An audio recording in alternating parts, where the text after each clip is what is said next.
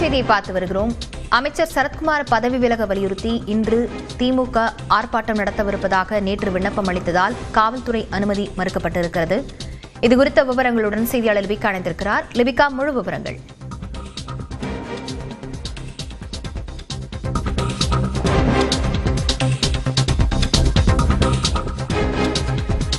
அமைச்சர் சரத்குமார் பதவி விலக வலியுறுத்தி இன்று திமுக சார்பில் ஆர்ப்பாட்டம் நடத்துவதற்கு அனுமதி கோரப்பட்டிருந்த நிலையில் காவல்துறை அனுமதி மறுத்திருக்கிறது.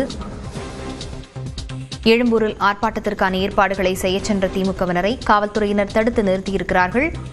லிபிகா, விவரங்களை பதிவு செய்யலாம்.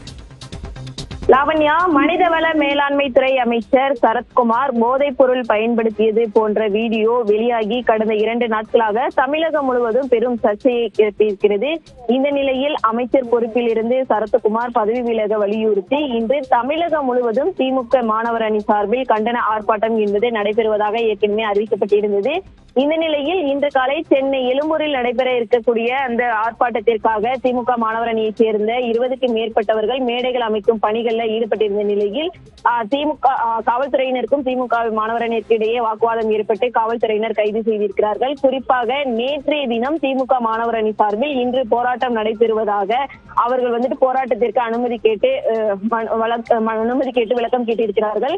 குறிப்பாக காவல்துறையை பொறுத்தவரை ஒரு போராட்டம் நடத்த வேண்டும் என்றால் 5 முழு வேலை தினங்களுக்கு முன்னதாகவே அனுமதி கேட்டு விண்ணப்பிக்க வேண்டும் அப்படிங்கிற நடைமுறை அப்படிங்கிறது காவல்துறை சார்பிலே இருக்கின்றது. ஆனால் திமுக மாணவர் அணியை சேர்ந்தவர்கள் நேற்று பிற்பகலுக்கு பிறகு அனுமதி கேட்டு கடிதம் வழங்கியதன் காரணமாக அவர்களுக்கு இன்றைய தினம் போராட்டம் நடைபெறுவதற்கான அனுமதியை காவல்துறை மறுத்திருக்கின்றது. இந்த நிலையில் தற்போது திமுகவினர் போராட்டம் செய்வதற்காக ஈடுபட்ட நிலையில் அவர்களை காவல்துறையினர் கைது செய்திருக்கிறார்கள்.